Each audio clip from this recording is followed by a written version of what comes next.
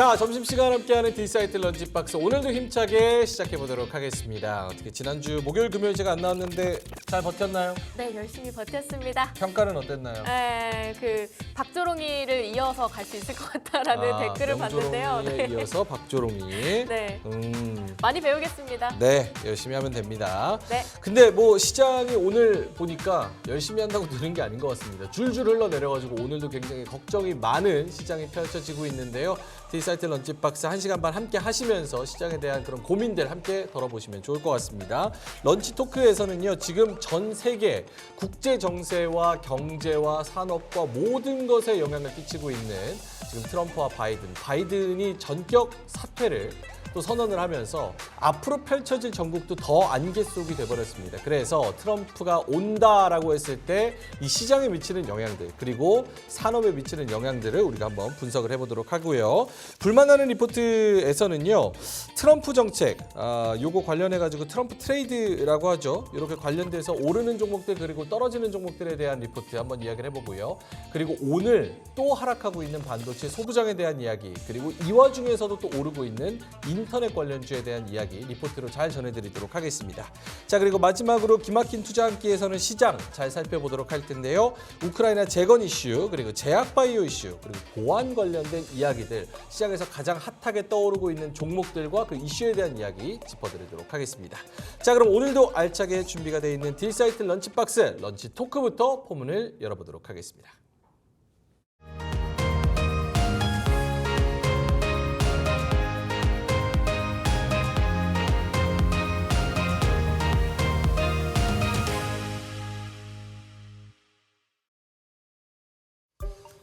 자, 오늘 주제는요. 바이든 후보 사퇴, 트럼프가 온다. 바이든 대통령이 이제 후보직에서 사퇴한다고 밝혔고요. TV 토론회에서 횡설수설한 이후로 결국은 이제 압박을 받다가 결국 사퇴한다는 얘기가 나왔습니다. 해리스 부통령이 이제 그 후보로 지명이 될 것 같고요. 두 분과 함께 산업과 경제에 대한 이야기 그리고 앞으로 전국에 대한 이야기를 나눠보겠습니다. 유튜버 돈쌤 그리고 한국투자증권 박재영 차장님 나와 계십니다. 어서 오세요. 안녕하십니까. 네. 반갑습니다. 요거는 어떻게 바이든이 사퇴하면서 더 안개 속으로 들어가는 겁니까? 아니면 오히려 더 명확해진 겁니까? 오늘 시장 반응 자체를 놓고 보면 이제 불확실성의 확대라고 보는 것 같은데 사실 바이든 사태는 뭐 사실 주말 동안 빌드업이 계속 있었잖아요. 이제 그 TV 토론회 이후로 사실 사퇴 이야기가 나온 이후로 점점 중량급 인사들이 사퇴를 요구하는 듯한 그리고 오늘 새벽에는 그게 이제 오바마 전 대통령까지 바이든의 사퇴를 요구하는 멘트가 나가면서 사실상 이제 내려놓게 됐는데 네. 이거 자체는 충격은 아니죠. 사실 이거 끝까지 갈 거라고는 생각은 안 했는데 물론 바이든 입장에서는 이게 트럼프에서 질 것 같으니까 내려오는 건 너무 불명예스럽잖아요. 차라리 선거에서 지는 것도 아니고 그래서 사실은 이제 좀 명예로운 퇴장을 하기 위해서 약간 명분도 좀 필요했거든요. 근데 그걸 좀 만들어줄 필요가 있었다는 겁니다. 민주당 입장에서는. 그래서 지금까지는 이제 필요하지만 이제 민주주의를 위해서 굉장히 노력은 했는데 이제 나이도 많고 하니까 이제 아름다운 퇴장을 좀 해달라는 걸 만들어서 여기까지 온 거는 뭐 사실상 예상된 부분인 건 같아요. 그리고 이제 민주당 입장에서도 사실 이제 백악관보다는 의회 쪽을 선택한 거 아닐까. 지금 이대로 가면 바이든이 끝까지 레이스를 끝까지 간다면 지금 대통령회에서 떨어지는 게 문제가 아니라 의회까지 모두 소위 말하는 이제 레드 싹수리가 일어날 수가 있거든요. 상원과 하원 다. 그렇죠. 그렇게 되면 사실 그 완충지대가 없잖아요. 완충지대가 없어 정책에 대해서 이제 트럼프가 특정 정책을 밀어붙일 때 그 방어 기제가 없단 말이죠. 그래서 민주당은 현실적으로 의회라도 잡기 위해서 그럼 해리스를 세워서 네. 이게 어차피 대선에서 지더라도 무언가를 할 수 있다는 걸 보여줘서 그래 상하원이나 적어도 건지자. 하원 정도는 건져야 하원이 이제 실질적 이제 예산을 관리를 하니까 지금 바이든의 정책을 좀 지킬 수 있는 거. 그러니까 바이든에게도 이런 설득이 있지 않았나 하는 생각을 합니다. 네, 알겠습니다. 어쨌든 해리스 부통령이 후보로 올라설 것 같으면서 불확실성이 더 커졌다라고 보시는 쪽인 거고. 아니요, 전 그렇지는 않고요. 사실 해리스 같은 경우도 지난 3년 반 동안 그렇게 존재감 있는 정치인은 아니었다고 그렇죠. 보거든요. 그래서 이제 해리스가 나오는 것은 현실적인 문제죠.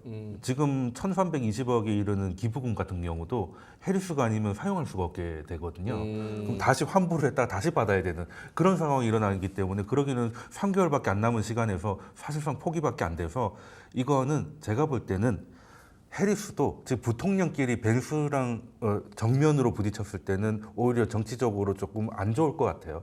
그래서 지더라도 대통령 선거에서 지는 게 해리스한테도 유리하고 그리고 민주당 입장에서는 의회라도 가져가자라는 현실적인 판단이 주말 동안 있지 않았나. 오히려 좀 클리어해졌다. 전략적으로 정책적으로. 이럴 수밖에 없었다 하는 거죠. 알겠습니다. 박정 차장님은 어떠세요? 해리스가 떠오르고 바이든이 사퇴하면서 오히려 더 클리어해졌다고 봅니까? 모든 것들이? 저는 좀 반대로 보는데요. 반대로. 네, 저는 바이든 사태를 사실 예상을 못했습니다. 오. 네. 왜냐하면 권력이라는 게 그렇게 쉽게 놓을 수 있는 게 아니거든요. 뭐 바이든 대통령이 뭐 그렇게 연세가 많으신데도 왜 나왔겠습니까?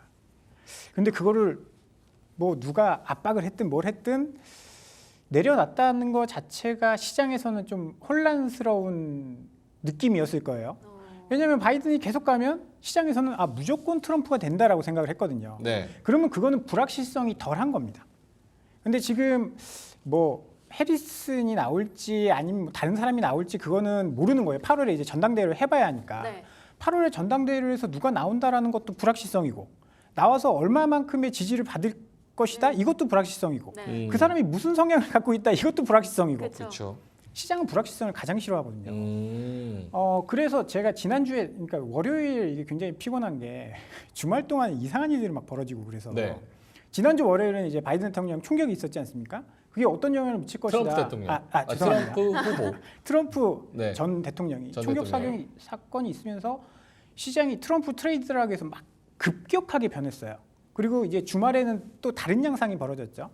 이거 일시적이다라고 하면서 다우가 떨어지고 다시 기술주가 오르고 뭐 그런 일들이 벌어졌는데 이번엔 바이든 대통령이 사퇴를 하면서 또 다른 형국으로 지금 갈 수도 있다. 그렇죠. 제가 지난주에 가장 그러니까 이거는 별일 아니고 뭐 시장이 박살날 일은 아닌데 그래도 걱정스러운 것 한 가지는 안전자산 선호가 좀 커진다든지 위험자산에 대해서 회피하는 성향이 나타났을 때 외국인 매도가 나오면 어떻게 할 것이냐 거기에 대한 좀 불안감이 있었는데 지난주에 외국인들이 좀 많이 팔았어요. 그렇죠.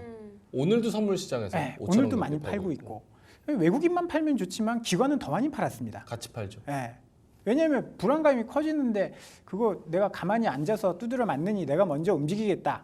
그럼 외국인이 사실 지난주에 많이 판 것도 아니거든요. 네. 몇 천억 팔았어요. 몇 천억의 시장이 그냥 와장창 무너졌거든요. 그 이유는 받아줄 사람이 없다라는 겁니다. 아니 기관이 불안하고 외국인이 불안하면 개인이라고 마음 편하겠습니까? 서로 불안한 상황에서 조금 매물이 나오니까 와장창 떨어지는 그러니까 안전자산 선호 이런 것들이 좀 커지는 그런 양상이어서 그게 걱정되고요.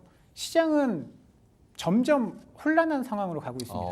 왜냐? 이렇게 해서 안전자산 선호여서 아 그래 채권 금리가 막 떨어지면서 안전자산이 올라가면 참 좋은데 네. 지금 그것도 아닙니다. 채권 금리는 또 올라가잖아요. 그러니까요. 그러니까 불안 심리가 올라간다는 뜻이죠. 네. 서로 지금 아직까지 모르겠다. 일단 던지고 보자. 이런 움직임이 패닉셀. 시장을 조금 오늘 이번 주는 조금 더 고통스럽게 만들고 있는 거 아닌가 그렇게 좀 생각이 듭니다. 두 분의 의견이 여기서는 좀 갈리네요. 그러니까 뉴페이스가 떠오르고 새로운 정책이 뭐가 나올지 모르고 어떤 지지율을 얻을지 모르는 상황에서 그런 변수가 많아지는 상황에서 불확실성은 더 높아졌다고 보는 거고 돈쌤님은 오히려 그렇게 나와버리니까 대선 버리고 간다. 의회만 챙긴다. 불확실이 커진 건 분명합니다. 근데 지금 같은 경우는 이제 그 말씀하신 대로 패닉셀이 나오는 건 아닌 것 같고요. 그 단지 투심이 좀 무너진 거죠. 그래서 지금 네. 사겠다는 사람은 조금 좀 밀어보자는 생각을 할 수밖에 없는 상황이고 좀 팔아야 되겠다는 생각을 가진 사람들은 거리가 굉장히 많은 거죠. 사실 올해 하반기에는 미국 대선이 이벤트가 될 거라는 건 다 알고 있었는데 그렇죠. 이런 식으로 이벤트가 될 거라고는 생각을 못했잖아요. 후보가 사퇴를 한다든지 아니면 피격을 받는다든지 뭐 이런 것들이 나왔는데 사실은 지금 7월 초만 하더라도 이제 반도체 중심으로 해서 좀 많이 흔들렸던 게 뭐 바이든이 됐던 트럼프가 됐던 중국에 대한 견제는 오히려 더 강해질 거니까 반도체가 좀 좋지 않을 것이다 라는 것 때문에 이제 그렇게 갔는데 이제는 이제 의회를 놓고 싸우는 형성으로 간 거예요. 전 오늘 시장이 흔들리는 게 그 해리스가 되고 이런 것보다는 민주당이 그래도 그 말씀드렸지만 100억가는 포기하더라도 의회를 가져가려고 하기 때문에 여기서는 불확실성이 발생한 거예요.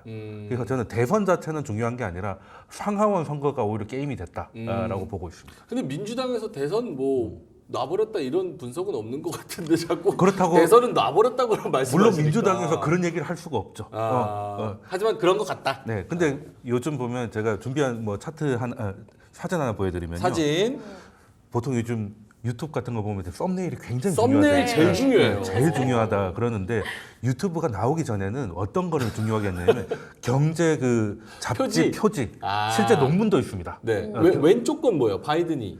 저게 선거 토론이 있었던 그날 나왔던 거예요. TV 토론 날 나간 거고. 네. 그래서 말 그대로 패닉이 된 거죠. 그래서 타임즈도 이제 바이든이 이제 사실상 나가야겠다라는 걸로 나온 거고. 사퇴를 의미하는. 그리고 썸네일이군요. 이번 주에 나온 거는 이제 해리스가 들어온 겁니다. 저게 이제 다음 주 거, 그러니까 이번 주 거 타임즈 표지를 그렇죠. 보니까 바이든이 나가고 바이든, 해리스 네. 들어오는. 이거 보면 사실 뭐 글자 하나 없이 지금 상황을 잘 보여주고 있는데 그 다음 사진 좀 보여드리면 제가 보기에는 변수가 어떤 거냐. 아직 여론조사는 해리스가 아직 결정난 것도 아니고 네. 사태만 나왔기 때문에 여론조사는 조금 있다가 좀 알 수 있을 것 같은데 그래서 먼저 알 수 있는 게 베팅 사이트잖아요.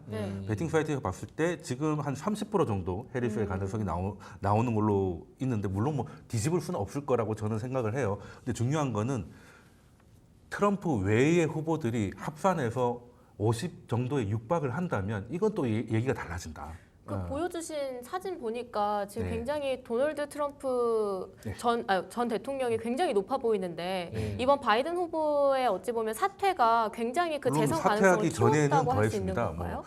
바이든 후보 바이든 현 대통령이 우리도 지금 마음이 그렇잖아요. 자꾸 트럼프 대통령이라고 하죠. 헷갈려요, 계속. 네, 우리 이미 지금 임기가 시작됐다는 느낌을 받고 있잖아요. 네. 그게 바이든 같은 경우는 이제 한 자릿수까지 떨어졌었어요. 8% 정도까지 떨어졌기 때문에 바이든 지지율이요? 아니 저기서 승률이. 지지율이 8%면 이제 그러니까 깜짝 난리가 놀란 나는 거예요. 거예요. 홀리마켓 기준으로 8%까지 떨어졌습니다. 네네. 이게 최저점이 7%였어요. 네. 근데 해리스가 이제 30% 정도까지는 올라왔는데 네. 대세를 바꿀 그건 아니고 그래서 저는 반 트럼프 진영이 한 절반 정도 가져가면 의회는 의외로 민주당이 가져갈 수도 있겠다. 그 지금 미국 민주당의 잠룡들까지 다 포함을 해도 현재 트럼프를 이길 만한 잠룡이죠. 잡룡이 아니라 잠이죠. 미음 받침.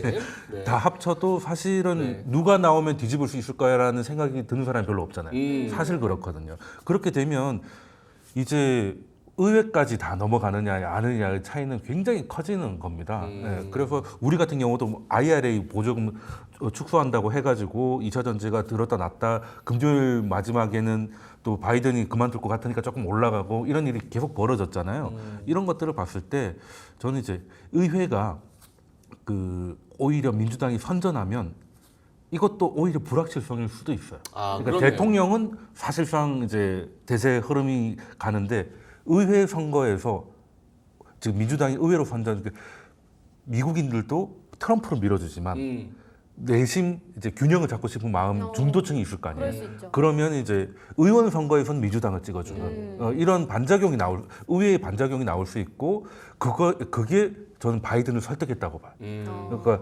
끝까지 버텨서 다망하는 것보다 당신의 정책을 이어가는 게 정치적으로 승리하는 거 아니겠느냐 이런 설득이 있지 않았을까라는 추측을 해봅니다. 차장님은 어떻게 생각하세요? 이번 이슈로 사실상 거의 당선 가능성 확실해졌다 이렇게 생각하세요? 이번 이슈가 아니고 그냥 아니죠. 지난주부터. 어차피 대통령은 트럼프. 네. 어데트. 모두 다 그렇게 생각하고 있지 않았을까요? 그래요. 네. 저는 이번에 그 지지율 자체도 해리슨 부통령이 되게 안 되는 걸 아까 배팅 사이트도 뭐 30%뿐이 안 되는 그런 상황. 근데 여론조사가 우리나라도 그렇지만 여론조사 기관이 엄청 많잖아요. 오늘 아침에 나온 어떤 여론조사 기관은 오히려 56대 뭐 58, 뭐 48대면 뭐 어쨌든 뭐 지지율로 이렇게 따져봤을 때 호감도나 뭐 이런 거 따져봤을 민주당이 때 결집이 있죠. 좀 비슷하다라는 또 의견도 있고 오히려 그리고 바이든이 사라지고 새로운 영한 후보가 젊은 후보가 떠오른 게 오히려 그게 프리미엄이다라고 보는 시각도 되게 신선하게 또 있기도 하더라고요. 근데 어쨌든 그거는 트럼프 일부의 소수의 의견일 뿐이고 네. 전체 다수로 봤을 때는 네. 누구나 다 트럼프가 된다라고 보고 대통령이다. 있기 때문에 내 마음의 대통령. 내 마음의 대통령은 아니고 다른 나라 후보일 뿐이고 후보일 뿐이고 그러면 이제 금융시장은 좀 냉정해야 되니까 네.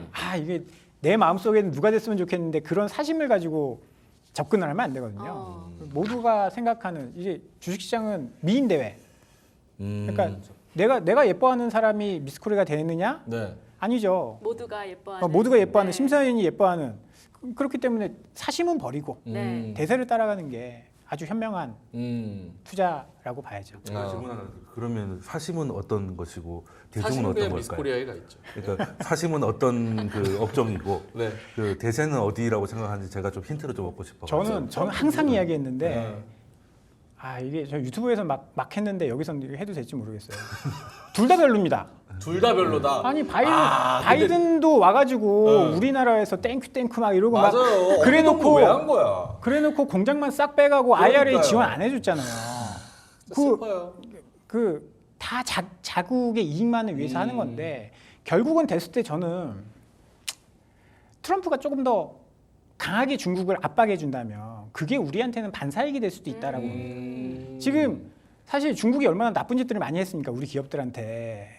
전기차 시장으로 보면 우리가 지금 한 5년, 6년 전으로 좀 돌려보면 LG화학이 중국의 공장을 가장 먼저 지었단 말이에요. 보조금 받으려고. 근데 중국이 보조금 딱 정책을 발표하면 아무 이유 없이 LG화학만 빼고 자국업체들만. 그렇죠. 이유 없죠. 그게 한 5년, 6년, 7년 쌓여서 중국의 CATL이나 비아디나 그런 기업들이 굉장히 크게 된 거거든요. 전 세계에서 배터리를 가장 많이 만드는. 근데 그런 것들을 미국이 강하게 좀 압박을 해주면 절대 미국 중국의 전기차 막 이렇게 보조금 받아서 나온 그런 차들 중국 자국 내에서 밖으로 못 나오게 만들어준다.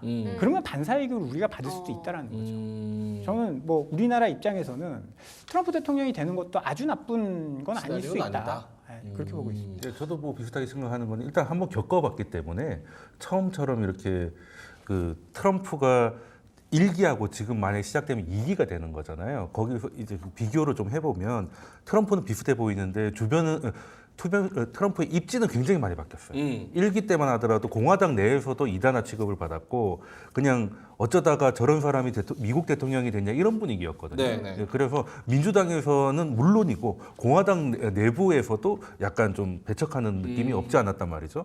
그런 상황이었는데 경제는 좋았어요. 경제는 좋았고 물가도 굉장히 우호적이었고 그래서 트럼프가 하려고 했던 감세라든가 이런 것들을 하기에는 굉장히 좋은 상황이었습니다. 근데 지금은 입지는 완전히 바뀌었죠. 공화당에서도 완전한 장악이 일어났고 이제 반대하는 사람이 없습니다. 그런데 지금 트럼프가 하겠다는 것들을 가만 보면 전부 다 인플레이션 요인이에요. 네. 감세도 마찬가지고 다 그런데 금리 인하도 하고 싶어요. 그러니까 앞뒤가 안 맞는 아예 안 것이- 맞죠. 예. 그러니까 이제 가습기 틀고 이제 제습기 틀고 같이 틀겠다는 거잖아요. 예. 예. 그렇게 되면 이제 한국 전력의 승리가 될 것 같은데. 네. 예. 그런데 여름에 물론- 창문 열고 에어컨 틀고. 일시적으로는 할 수 있어요. 일시적으로. 레이건도 그런 적이 있으니까 네네. 일시적으로 할 수 있는데 지금 그 4년의 시간 동안 정부 부채도 너무 많이 늘었고 그리고 35%대는 21%로 낮추는 건 효과가 꽤 있었고 그리고 그게 거의 40년 만에 감세였거든요. 그래서 효과도 굉장히 컸단 말이죠. 근데 지금 상황에서 15%까지도 낮추는 건 과연 쉬울까? 공화당은 또 그걸 고지고대로 받아들일지 그리고 정부 지출도 줄인다고 하는 게 지금 보조금 정도가 아닐까 정도거든요. 네. 그 재정 지출은 계속 나갈 것 같아요. 그러니 이거를 어떻게 그리고 달러 약세를 또 가져가고 싶어 하는데 이런 상황을 봤을 때 저는 1기 때 충격보다 2기 때도 약간 대비가 돼 있고 학습 효과 때문에. 아. 그런데 1기만큼 할 수 있는 상황은 아니기 때문에. 2기가 좀 더 나을 것이다가 방점이 그렇죠. 찍혀 있는 예, 거네요. 예, 그렇죠. 알겠습니다. 자, 여러 가지가 불확실성이 있는 가운데 아까도 잠깐 나왔지만 이 트럼프가 이제 대통령이 된다면 우리가 거기에서 찾아볼 수 있는 그런 업종에 대한 플러스 마이너스를 좀 계산을 해보도록 할게요. 일단은 배터리랑 전기차 오늘도 가장 크게 흔들리는 게 지금 LG엔솔을 비롯해서 에코프로, BM 등등 해서 많은 이제 2차 전지 관련된 것들이 좀 흔들리고 있습니다. 배터리랑 전기차 시장 원래도 지금 안 좋은데 트럼프가 되면은 여러 가지 이야기들이 있어요. 그 중에서 전기차 의무화 요거를 뭐 폐지하겠다 이런 얘기를 하면서 많이 흔들리고 있는데 그러면 테슬라나 우리 2차 전지나 이런 애들은 과연 안 좋다고 봐야 되는 건지 오늘 주식 시장의 반응이 정당하다고 봐야 되는 건지가 궁금하거든요. 박지영 차장님. 지금 2차 전지에는 심리적으로 안 좋은 영향이 있을 겁니다. 네. 그리고 아까 말씀드렸듯이 만약에 트럼프 대통령이 당선돼서 중국을 굉장히 많이 압박한다라고 한다면 그 외에 비중국 기업 외에 배터리 업체들이 반사이익을 받을 수 있는 거예요. 그렇죠. 저는 그렇게 긍정적으로 생각을 하고 싶습니다. 근데 문제는 뭐냐면 전기차 자체가 안 팔리는 거예요. 그게 문제예요. 전기차 자체가 안 팔리는데 반사이익이 있다 한들 우리가 작년에 기대했던 재작년에 기대했던 연평균 30%의 성장 그래서 뭐 34년 되면 뭐 전체 자동차가 전기차로 바뀌고 그거는 뒤로 딜레이 될 수 있다는 거죠. 그게 문제인 거지. 트럼프 대통령이 당선된다 뭐 그거는 저는 그냥 떨어지는데 이유를 찾기 위한 뭐 하나의 구실 정도뿐이 안 된다라고 생각을 하고요.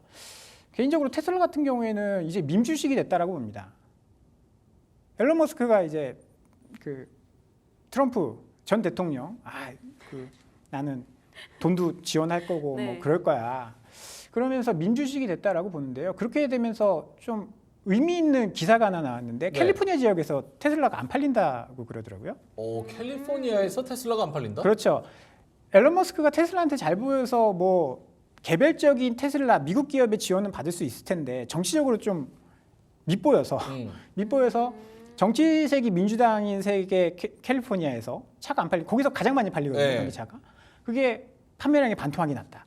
이게 그냥 뉴스로 지나칠 만한 건 아닐 것 같고 네. 그 유권자들도 저 마음에 안 들어. 근데 테슬라 안 사야지. 다른 거 사야지. 그랬을 그래요? 가능성도 있고. 그랬을 가능성이 전혀 없다라고는 볼 수 없는 거고. 네. 그리고 이제 중국을 엄청나게 압박을 하면 테슬라 같은 입장에서는 중국에서 굉장히 많이 팔고 있거든요. 그렇죠. 미국 다음으로 중국에서 많이 파는데 네네. 중국이라는 나라가 그렇잖아요. 애국 소비. 음. 그때 사드 막 이 문제 생겼을 때 현대차가 중국에서 뭐 외국 차 중에서는 그래도 많이 파는 국가 중에 그때 하나였는데. 베이징에서 택시 타고 다니면 절반이 현대차였어요. 네. 원래. 그래- 사드 전에는 근데 지금 한 8년 만에 없어졌어요. 사드. 거의 제로가 됐습니다. 현대차 판매량이. 이게 중국의 소비라는 그런 식이거든요. 그렇게 되면 만약에 테슬라가 어떻게 될 것이냐. 여기에 대해서도 한번 고민을 해봐야 된다는 거죠. 중국에서 테슬라는 북경 현대 상황은 안 될 것 같고요. 사드가 터지기 전에는 북경 현대니까 북경에 들어간 거잖아요. 그래서 북경시가 아예 택시를 현대차로 지정을 했었어요. 그렇죠. 예, 그렇게 해서 간 거였는데 물론 사드 이후로는 중국의 모든 시사 교양 프로그램에서 한국 차에 대한 그 기술에 대한 의심 이런 것들을 계속 체내를 시켰어요. 그러니까 타면은 거의 이제 목숨을 내놓는 거다 식으로 방송을 몇 년을 했었거든요. 중국이 현대차를 네. 그래서 중국에 현지 있는 분들을 보면 이제 네. 실제로 네. 그래서 어쩔 수 없이 현대차를 사야 되는 한국 사람들이 특정 시내를 갔더니 이제 그 매장에도 차가 없는 거예요. 그 정도로 안 팔리는 상황이 되는데 테슬라는 뭐 그렇게 될 수 있는 상황은 아닌 것 같고요. 오늘 시장 반응이 특히 2차 전지가 조금 나쁜 이유는 네. 저는 오히려 펠로시가 얘기했던 거 그냥 뭐가 있죠? 그게 있죠. 후보는 바뀌는데 네. 지정을 하는 게 아니라 경선으로 가자. 그래서 새로 뭔가 민주당의 후보에 대한 기대감을 키우는 쪽으로 가자였는데 어쩔 수 없이 돈 문제 때문인지 바이든이 사실상 지정을 하고 나갔잖아요. 그래서 오히려 실망해서 그런 거라고 봐요. 민주당이 다시 올라오면 적어도 IRA는 의회니까 네. 의회에서 막아주면 어쨌든 IRA는 공화당하고 공동으로 합의해서 통과된 법이기 때문에 트럼프 혼자서 행정명령으로 밀어붙이는 건 한계가 있거든요. 그래서 민주당이 좀 선전하면 또 괜찮지 않을까 하는 기대감 때문에 금요일 이후에 조금 반응이 있었다가 이거 바뀌는 거 보니까 민주당이 이거 쉽지 않겠는데 하는 실망감이 오늘 시장을 좀 반영하지 않았나 생각을 합니다. 이게 변수가 너무 많다 보니까 어떻게 주식시장이 결과론적으로 떨어지는 데 있어서도 정말 많은 해석이 갖다 붙여지는 것 같습니다. 그래서 좀 더 어려운 시장인 것 같고 단도직입적으로 한번 여쭤볼게요. 테슬라는 그러면 어때요? 그러니까 어떤 논리는 뭐냐면 어차피 전기차 자체를 자율시장 체제로 만들어버리면 그러니까 보조금이나 뭐 이런 거 차 떼고 포 떼고 다 뗀 다음에 너네 그냥 전기차 진짜 시장에서 경쟁력으로 붙어 했을 때는 결국 살아남는 거는 테슬라일 것 같기 때문에 테슬라 자체 그리고 테슬라 관련주 요런 거는 오히려 수혜가 될 수도 있다라는 논리는 맞나요, 박재영 차장님? 저는 약간 국뽕이 있기 때문에 네. 국뽕을 기반으로 말씀드리겠습니다. 네. 이렇게 해서 보조금이 사라지면 다 죽고 테슬라만 남는 거다. 네. 근데 보조금의 혜택을 누가 제일 많이 받았나요? 누가 받았죠? 테슬라가 제일 많이 받았죠. 가장 많이 파니까. 근데 그게 사라졌다라고 생각하는 거예요. 테슬라는 그거 없이도 잘할 수 있다?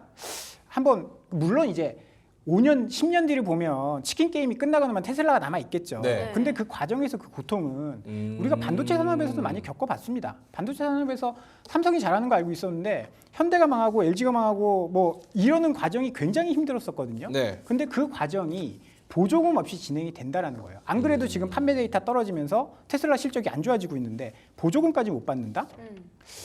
그거 굉장히 고통스러운 일이 될 수 있고 그나마 우리나라 현대차 기아는 내연기관 잘 만들잖아요. 거기서 돈을 캐시카우를 많이 쟁여놨습니다. 재무구조도 굉장히 탄탄하고 네. 그런 상태에서 그래 보조금 없이 1대1로 다이다이로 한번 붙어보자. 그랬을 경우에는 전기차에서 못 벌어도 내연기관에서 벌어주면 됩니다.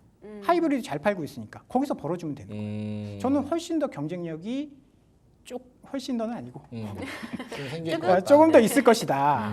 걱정할 필요 없다. 걱정할 필요 없다. 손쌤님요. 저는 최근에 테슬라가 좀 그 주가 흐름이 분위기 많이 바뀌었잖아요. 네네. 예, 그건 이제 전기차가 잘 팔렸다거나 혹은 뭐 캐즘이 끝났다 뭐 이런 건 아닌 것 같고요. 일단 현재 테슬라가 가는 거는 이제 드디어 소프트웨어 쪽이 이제 밸류를 받기 시작한 부분인 것 같고 그리고 아까 말씀하신 대로 반도체도 치킨 게임 꽤 굉장히 힘들었잖아요. 치킨 게임이라는 게 너 죽고 나 죽자잖아요. 쉽게 말하면. 그렇죠. 그러니까 나든 결국은 안 죽긴 했지만 죽을 뻔하는 걸 넘겨가지고 죽은 사람의 그걸 가져가는 거잖아요. 그러려면 테슬라가 오히려 경쟁력은 있죠.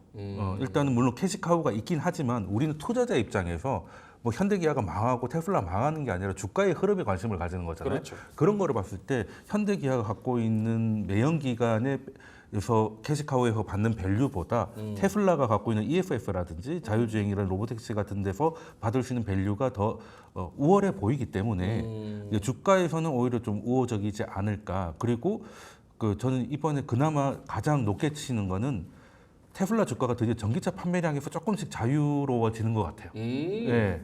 그걸 참 테슬라 주주들이 오랫동안 기다리지 않았나. 그렇다고 뭐 달까지 가자 이런 건 아니지만 계속 그냥 뭐 100불을 깰 거야 뭐 이런 거에서는 좀 의심을 좀 해야 되는 구간까지 왔고 전기차가 안 팔리는 부분도 꽤 많이 반영이 좀 돼 있는 부분이 아닌가. 그리고 말씀하신 대로 민주식이 된 부분도 없잖아 있기 때문에 트럼프의 선전이 테슬라한테 나쁠 게 없는 상황이 된 것도 있죠. 그럼 돈쌤은 지금 하나 사시라 그러면 현대차 사실래요? 테슬라 사실래요?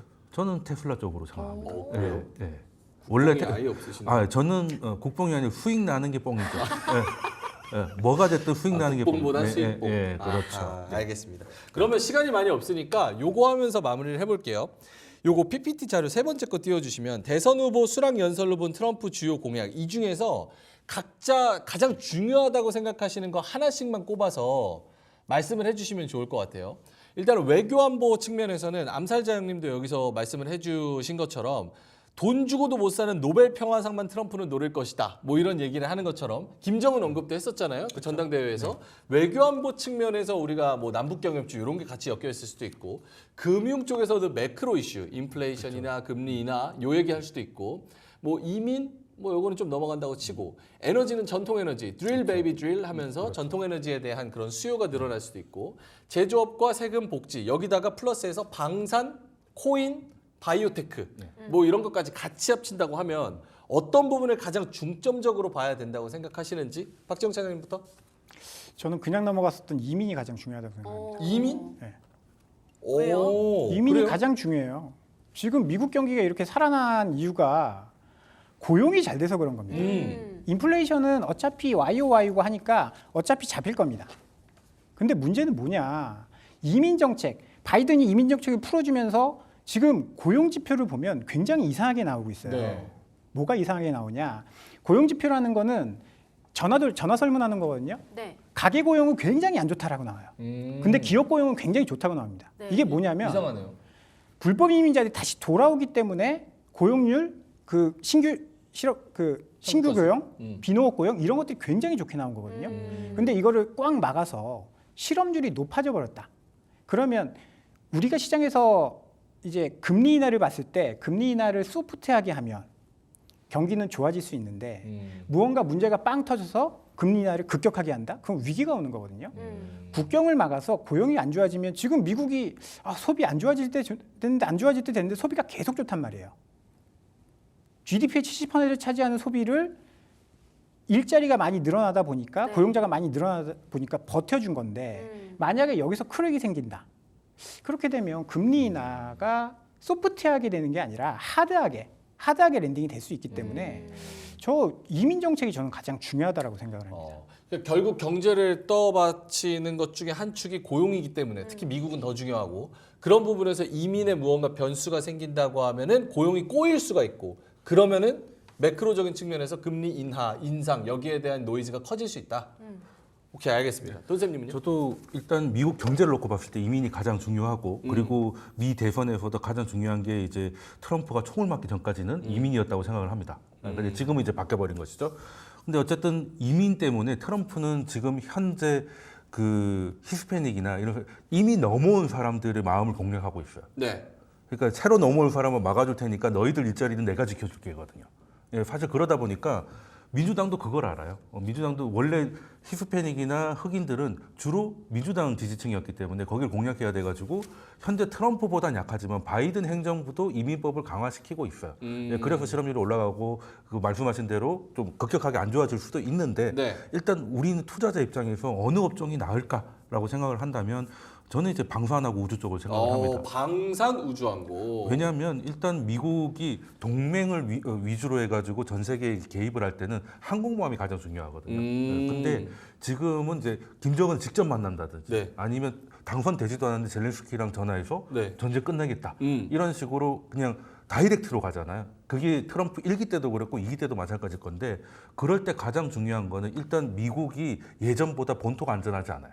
하다못해 북한만 해도 핵무기를 개발했고 그리고 중국이나 미국에서 중국이나 러시아 같은 데서 예전보다 좀 위험한 미사일들을 많이 만들었기 때문에 MD 체제라든지 예, 그리고 실제적으로 뭔가 공격할 수 있는 그런 게 필요하기 때문에 지금 뭐 조선주도 사실 원래도 좋았지만 더 좋아진 거는 이제 미국 군함을 수리하게 되면서 이제 방산으로 엮인 것도 꽤 크다고 생각을 하고 그리고 우주 쪽도 생각을 해야 돼서 전 트럼프가 된다면 그쪽으로 한번 지켜봐야 되지 않을까. 예, 다른 것도 좋겠지만 이런 것도 봐야 된다. 우주항공 방산 쪽. 그렇죠. 근데 또 트럼프 전 대통령 때 생각을 하면 굉장히 자국 중심적으로 뭔가 정책을 펼쳤던 것 같은데 사실 사실 사실 바이든이라고 외국 우선은 아니었거든요. 바이든도 방식의 차이인 똑같아. 거죠. 오히려 더 나빠. 솔직히 앞에서 더 그래. 착한 척하고. 그렇죠, 그렇죠. 에휴. 차라리 위선일 수 있어. 그 위선적이야. 차라리 트럼프가 솔직한 거죠. 국내 증시에 큰 타격은 없을까요? 근데 이제 예상대로 가면 아까 말씀하신 대로 불확실성은 이제 시장의 위험인데 예상한 대로 가면 미리 프라이싱을 하니까 그게 또 도움이 될 수도 있죠. 그래서 빨리 결론이 나면 의회는 민주당이 가져가고 백악관은 공화당이 가져간다는 결론이 되면 지금 시장은 완전 무너질 상황은 아니거든요. 투심이 무너진 거지. 그래서 저는 다시 좀 돌아올 수 있겠다라고 생각을 합니다. 차장님은 아까 반사이익에 대해서 많이 말씀을 주셨는데 오히려 이렇게 가는 게 국내 증시에는 도움이 될 수 있다 이렇게 좀 전망을 보고 계신가요? 그 관세만 가지고 이해할 수는 없습니다. 그 오히려 관세 모든 국가에 동일하게 매긴다 그랬잖아요. 뭐 동일하게 매기면 어차피 10,000원이 11,000원 되는 거 다 똑같으니 상관없는데 어디를 조금 더 압박해 주느냐 거기에 대한 반사이익이 어디서 나오느냐 그 부분이 더 중요하다라고 보는데요. 뭐 잠깐은 충격은 있을 수 있겠지만 네. 우리나라 기업들의 수출 경쟁력 측면에서 봤을 때는 뭐 관세 때문에 걱정할 만한 산업이 우리나라가 잘하는 산업이 아니잖아요. 네. 자동차나 뭐 반도체나 이런 건 관세보다는 예전에 뭐 철강이나 뭐 화학 이런 거 할 때는 관세가 중요했겠지만 지금 관세보다는 기술력이 더 중요하니까 반사이익을 받을 수 있는 업종 충분히 있다라고 봅니다. 이거 마지막으로 삼지선다 하나만.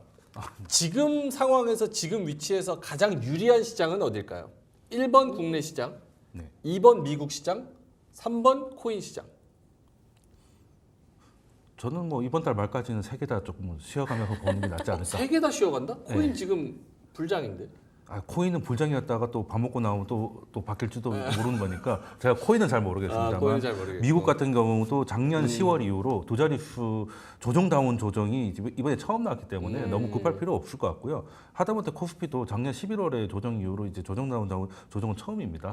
중간에 9%가 있긴 했지만 이제 10%짜리는 처음이었고 네. 예, 그래서 그러면 너무 이제 급할 필요는 없고 특히 하반기에는 이제 국내에는 이제 금투세 이슈도 있고 하니까 개인 비중이 좀 작고 그리고 좀 대형주 그리고 수출주 이런 쪽으로 잠시 좀 피신해 있는 게 낫지 않을까. 박정 차장님은요? 4번 채권 시장. 4번 채권 시장. 근데 채권 너무 어려워요. 공부해야죠. 뭐 주식 쉬워요? 주식 쉬워요? 주식. 채권 공부까지 어떻게 합니까 지금? 아니 주식 그러니까 전통 자산, 주식, 채권, 현금 이게 전성전에 이제 비트코인이 들어왔지만 네네. 비트코인이 들어왔지만 그 중에서도 이렇게 리스크가 커지고 위험이 커지면 안전 자산을 해야 되는 게 맞아요. 트럼프가 무슨 짓을 할지 모릅니다. 네, 알겠습니다. 채권 단타, 알겠습니다. 알겠습니다. 자, 그래서 바이든 후보 사퇴에 있어서 해리스 부통령이 얼마만큼 요 지지율을 얻을지 그에 따른 산업 정책에 대한 변화는 어떻게 될지 사실 저희가 뭐 여러 가지 이야기를 했지만 모릅니다. 지금 맞아요. 어떻게 될지 모르고 불확실성 속에 있기 때문에 여러 가지 단서를 찾아보자는 취지로 여러 가지 이야기를 했고 여러분들의 시나리오를 한번 세워 보시면서 결정을 한번 해보시면 좋을 것 같고 만약에 내가 진짜 모르겠다 이러면 그냥 일단은 쉬시는 게 답일 수도 있습니다. 주식 투자가 한 번에 뭐 바로 뭐 몇 배를 벌고 이런 게임이 아니기 때문에 계속 마라톤처럼 달릴 수 있도록 여러 가지 시나리오를 세워보시면 좋을 것 같습니다. 자, 그러면 요 런치 토크는 여기서 마무리해야 될 것 같은데요. 우리 유튜버 돈쌤님 그리고 한국투자증권의 박지영 차장님과는 여기서 인사드리겠습니다. 고맙습니다.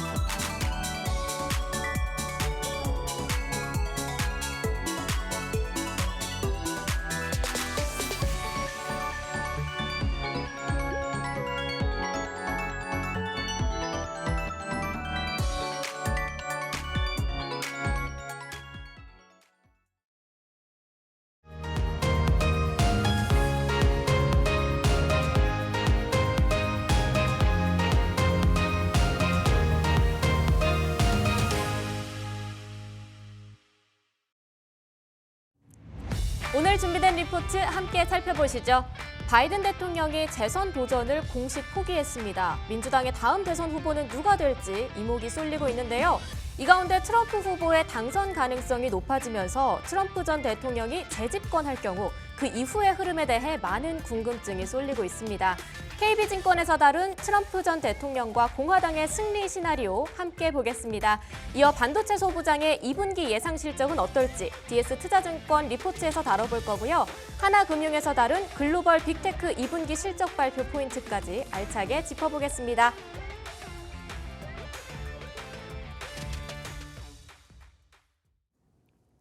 런치박스 두 번째 코너, 불만나는 리포트입니다. 오늘도 주식장에서 다뤄질 뜨거운 이슈들 더욱더 핫하게 불만내주실 유니스토리 자산운용의 김장열 투자전략본부장과 함께하겠습니다. 본부장님 안녕하세요. 네, 안녕하세요.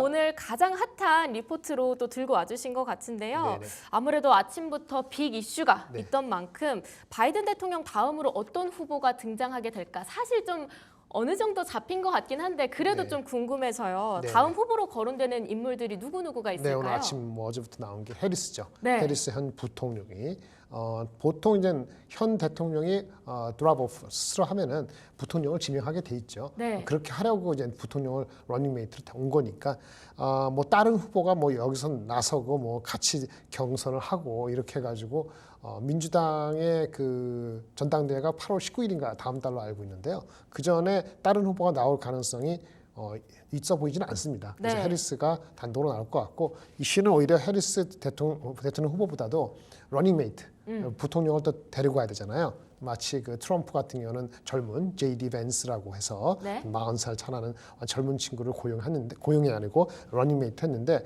뭐 해리스는 누구랑 같이 하느냐 이것도 중요한 것 같아요. 오히려 그쪽이 더 중요한 관심 포인트다라고 하고요. 원래 그 바이든이 이제 사퇴 압력을 많이 받는다는 게 한 일주일 됐기 때문에 네.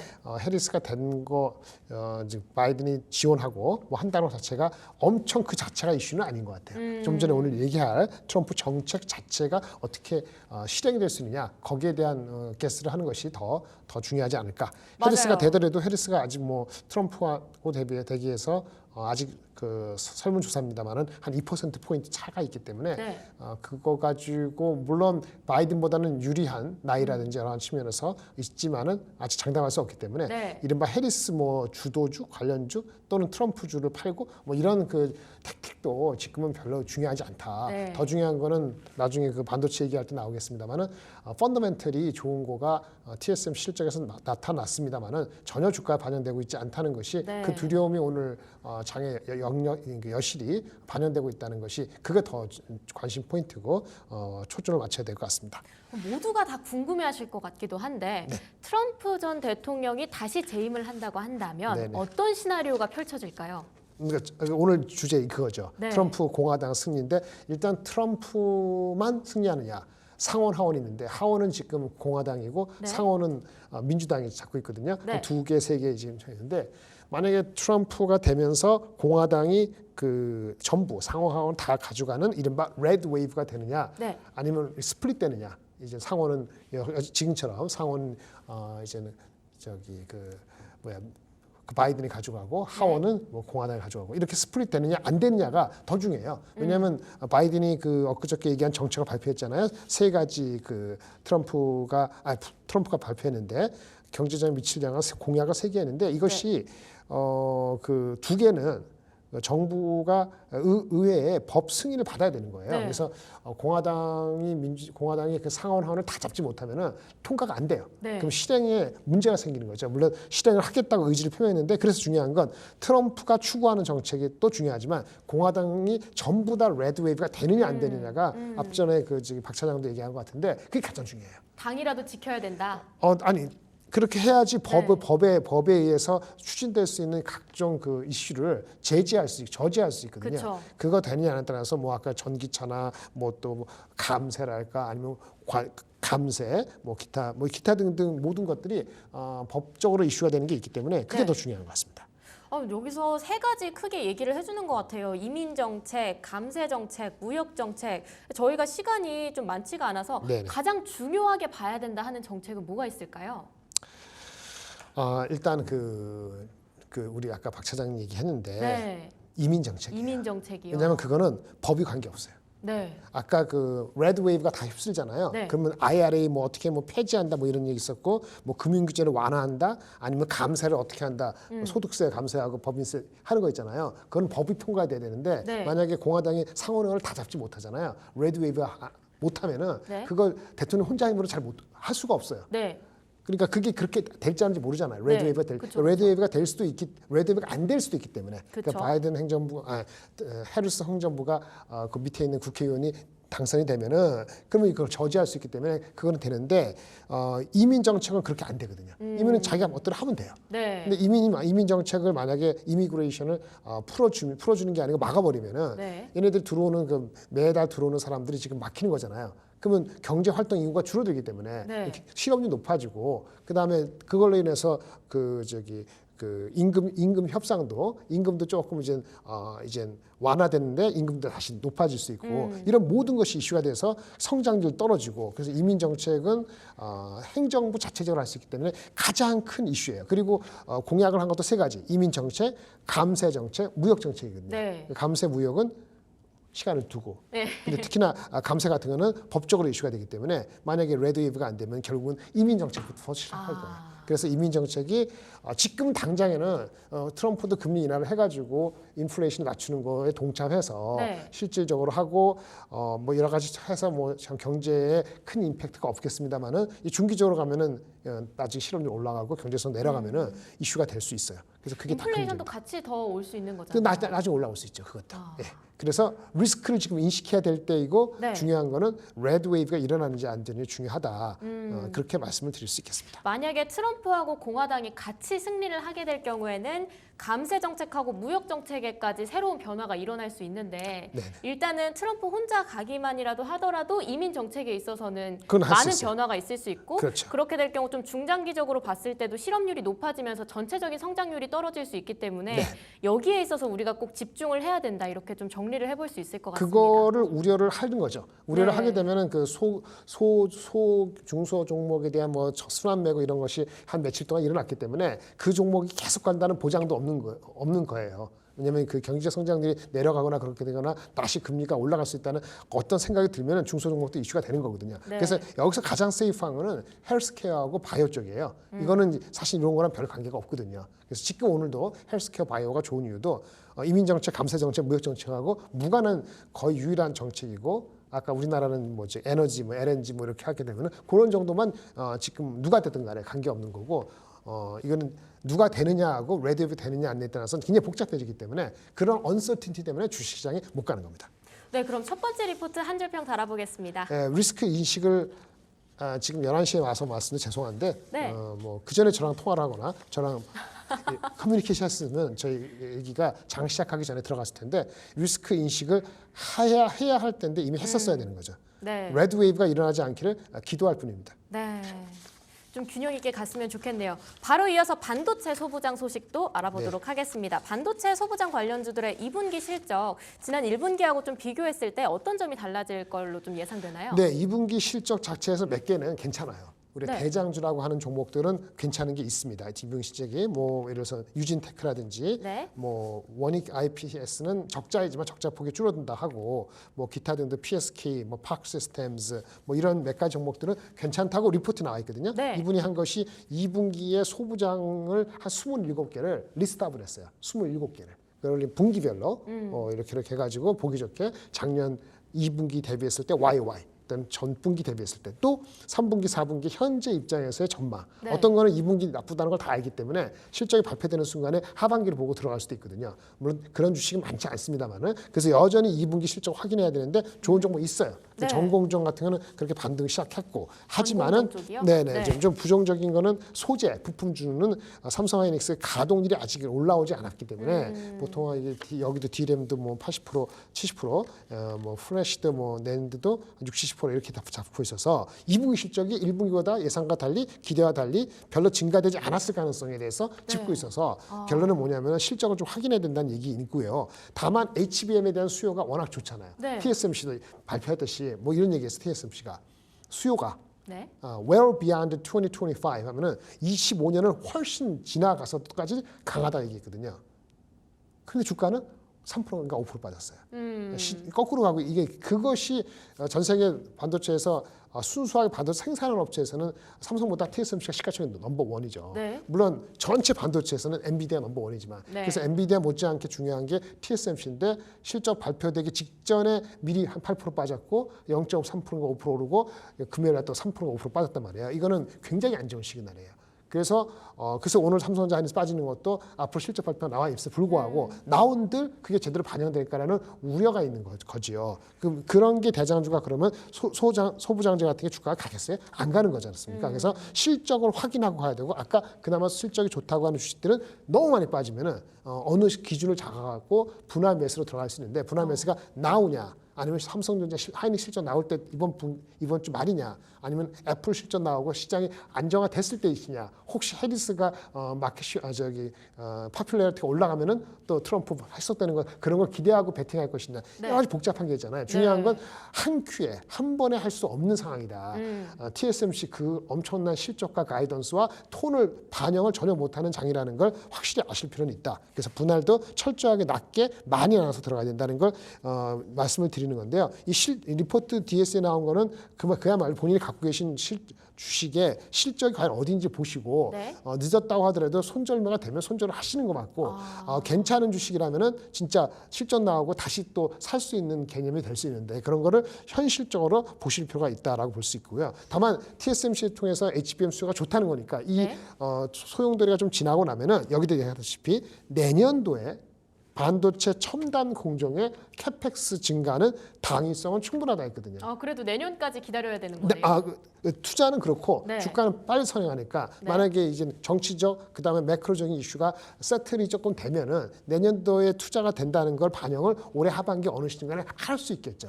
예, 그게 언제인지는 지금 모르는 거고요. 네. 그래서 그런 관점에서 그거는 이제 TSMC도 아까 내년도 실적 내후년도 좋다. 그래서 올해 캐펙스 투자를 TSMC도 더 올렸거든요.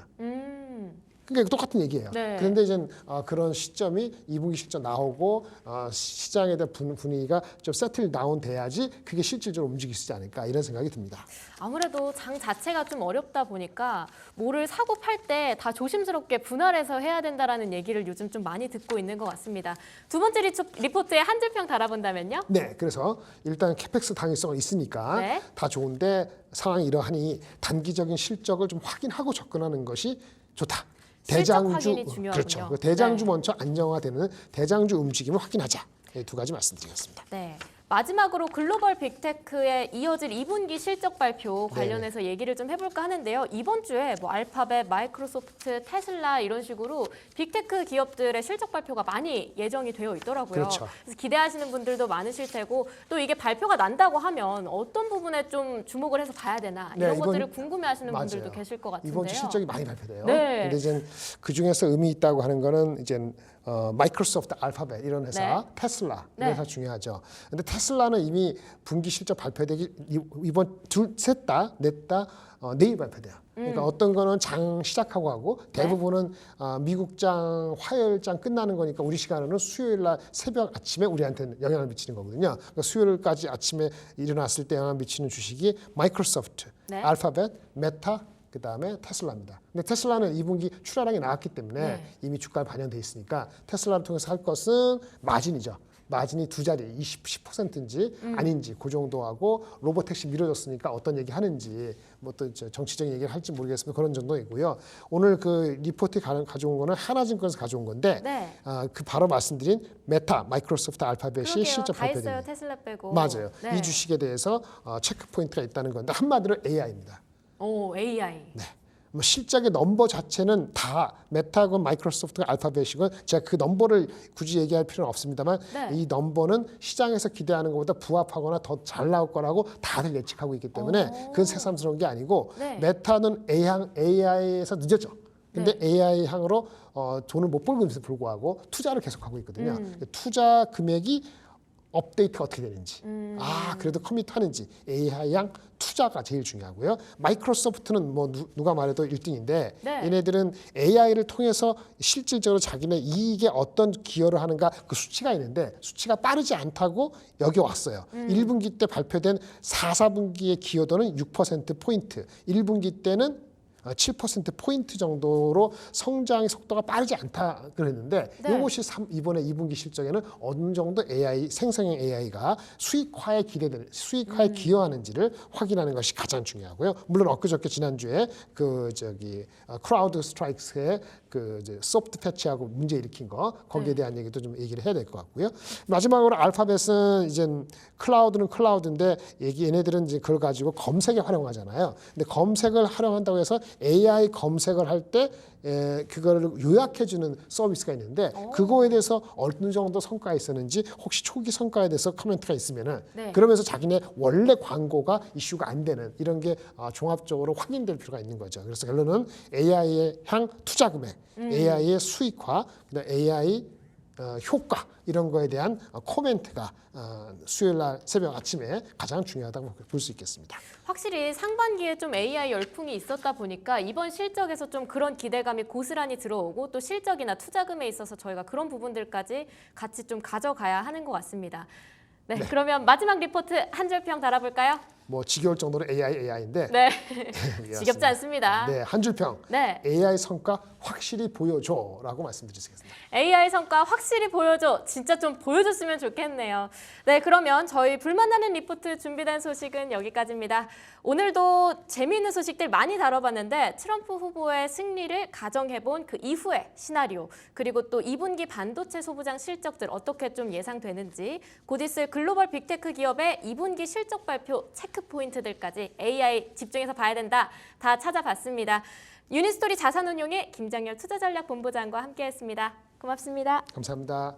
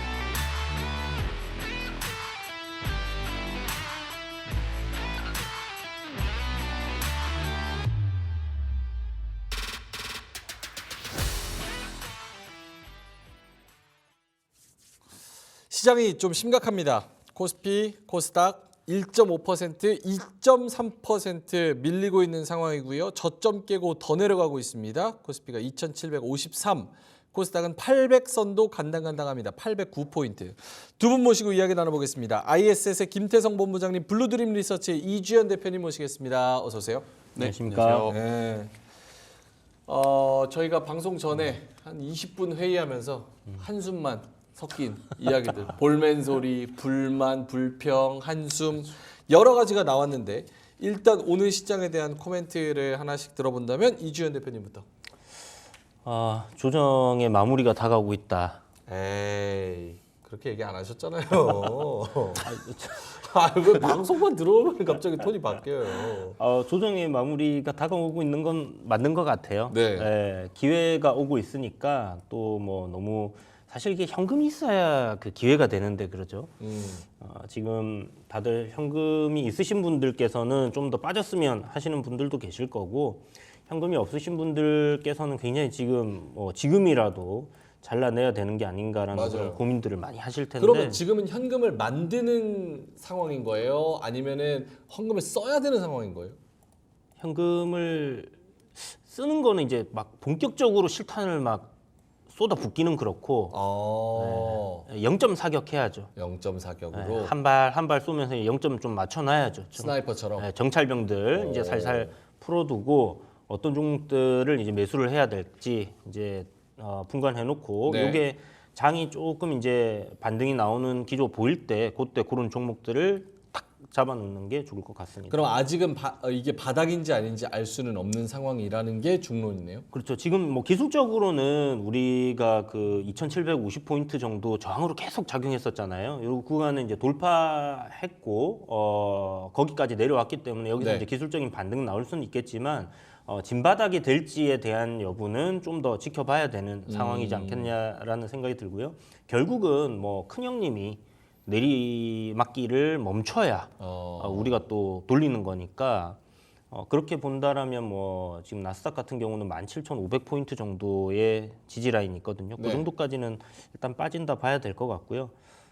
국내 증시는 뭐 2,730포인트 정도의 갭 구간 이런 구간까지는 메울 수 있을 것 같아요. 그러면 그 이후에 거기를 이탈하지 않고 돌려내는지 이게 좀 중요한 포인트가 될 것 같고 올해 그 상승 나올 때 뭐 변동이 굉장히 컸죠. 이 조정 구간들의 어떤 하락폭을 이렇게 살펴보면요. 네. 1월 달에 이제 정말 힘들었는데 그때가 9%짜리.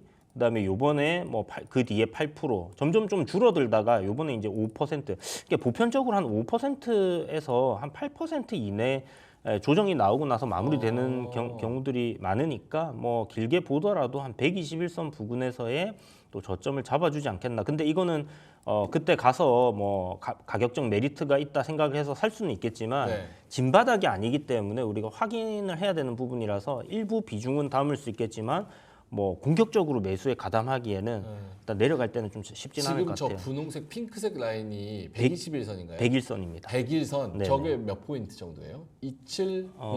요 정도 아마 갭 메우는 구간 될 테니까 2,727에서 30포인트 정도.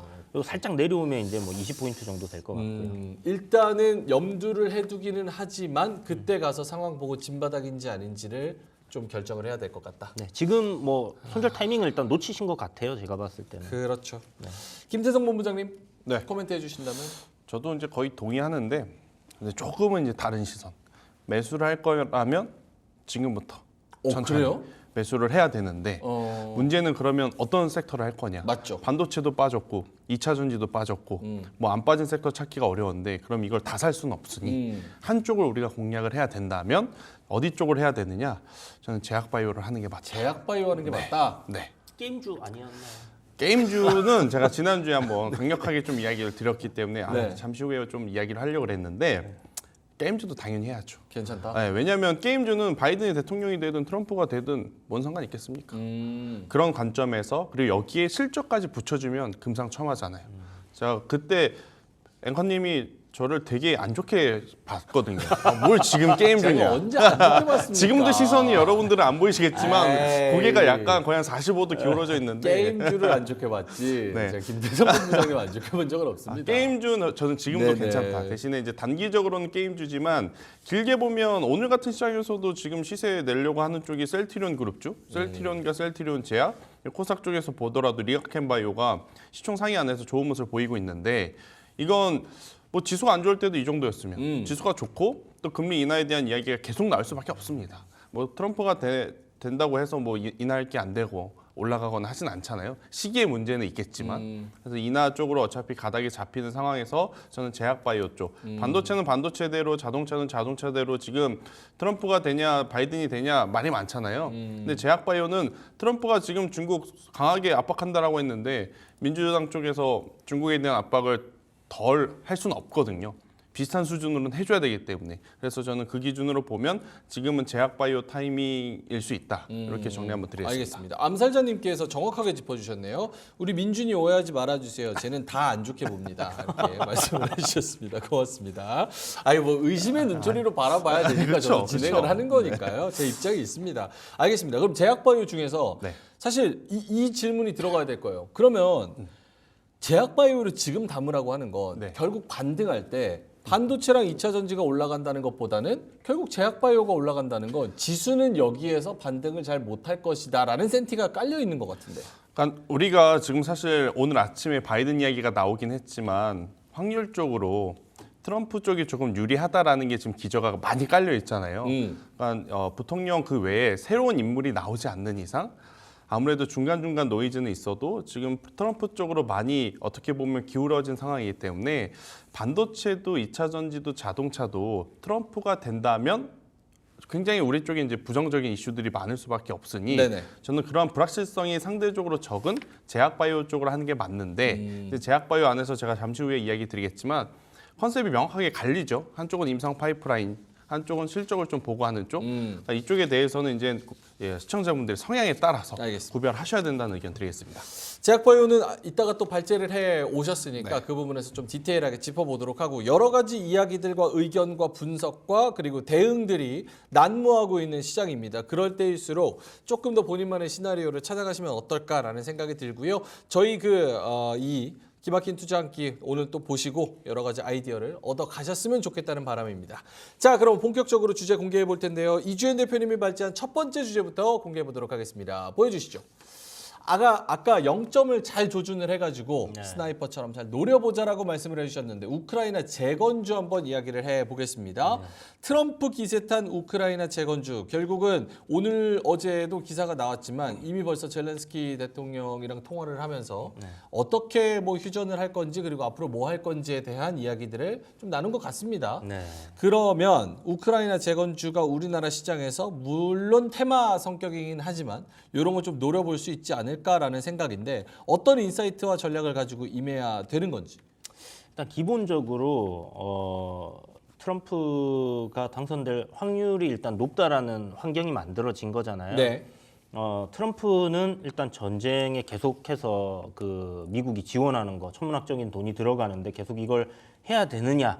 그러니까 비즈니스맨적인 관점에서의 그런 이야기들을 계속 해왔고 자기가 당선되는 즉시 저기 푸틴에게 전화 한 통이면 전쟁 끝난다. 이런 얘기를 계속 해왔거든요.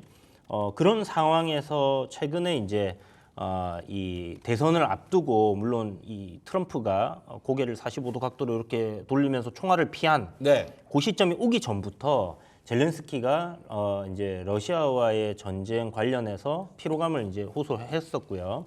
그다음에 이제 그 평화회담 여기에 이제 러시아도 참석해줬으면 좋겠다라는 취지의 이야기들을 해왔어요.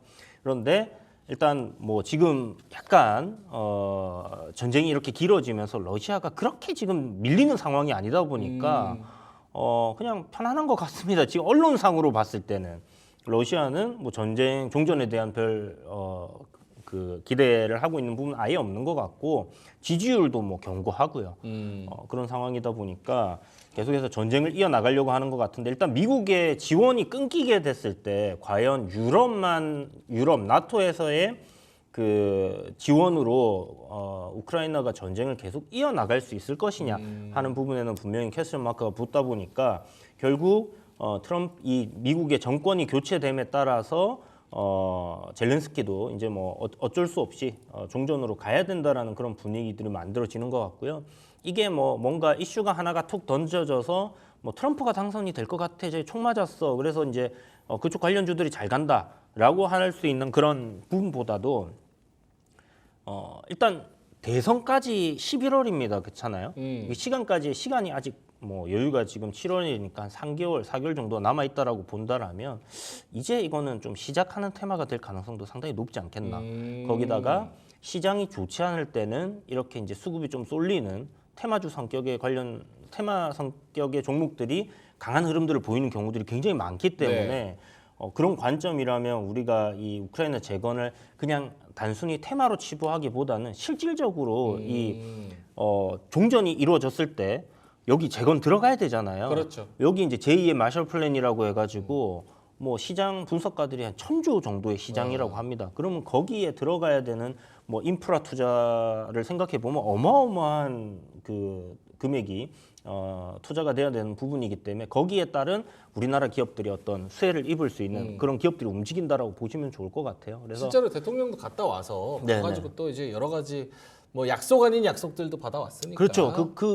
지금 생각해 보면 그 포석이 정말 묘수가 될 수 있는 포석이지 않았을까. 네네. 예. 힘들 때 도와줘야 되거든요. 그럼요. 네. 가가지고 또 받을 건 받아와야죠. 맞습니다. 알겠습니다.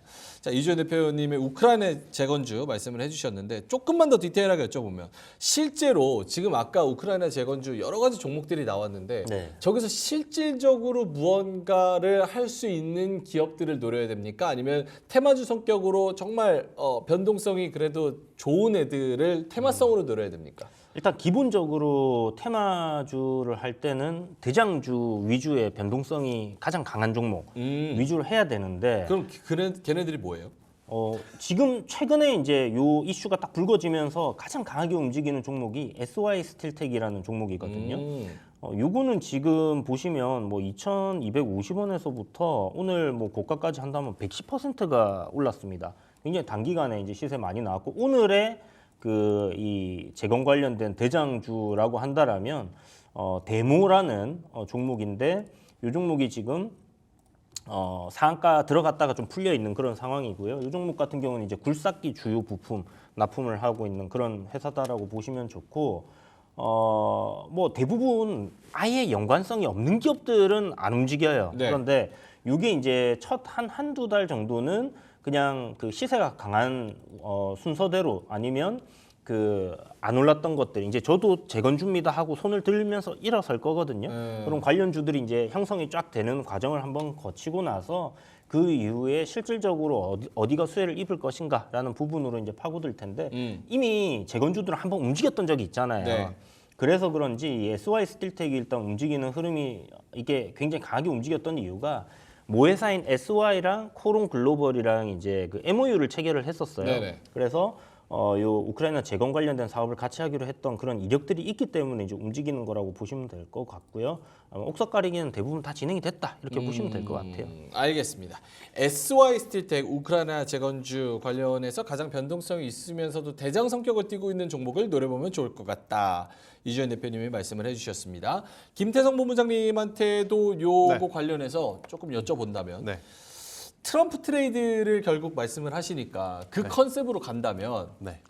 우크라이나 재건주보다는 방산이 조금 더 이제 실체가 있고 실적도 나오면서 여러 가지 스토리 라인들이 나올 게 더 많지 않을까 이런 생각도 드는데 어때요?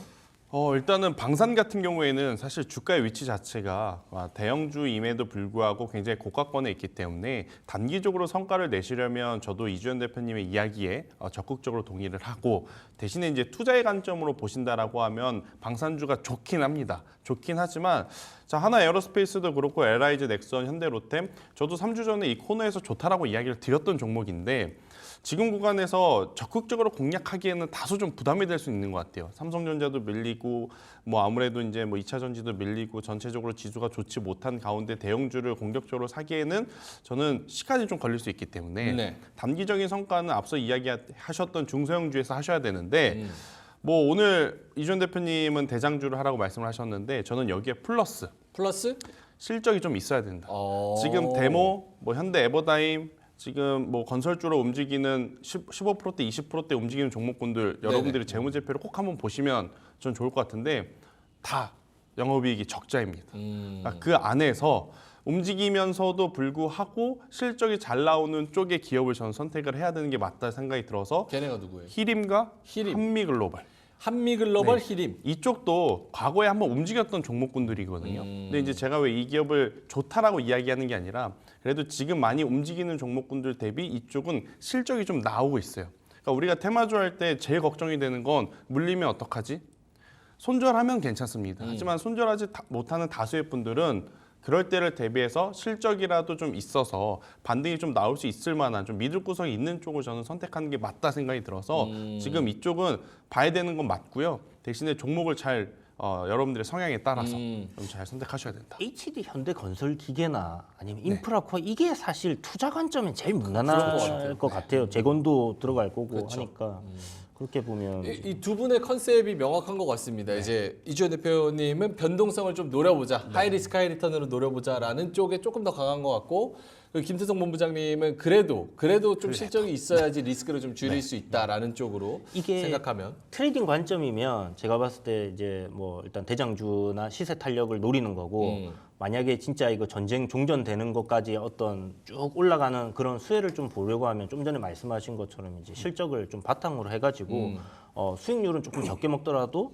거기에 대한 수혜는 내가 누리고 싶다 하시는 분들은 그런 쪽으로 가시는 게 좋을 것 같아요. 근데 궁금한 이거 여담이긴 한데 이렇게 우크라이나 재건주 우리나라 투자하는 게 트럼프는 사실 자기 기업한테 다 몰아주기, 미국 그렇죠. 기업한테 몰아주기인데 이게 그냥 뭐 주가 올라갔다 내려가서 시세 차익 먹는 건 이해하는데 실질적으로 우리나라가 우크라이나 재건하는데 숟가락 얹을 부분이 있을까요? 두산 밥켓 하나 있죠.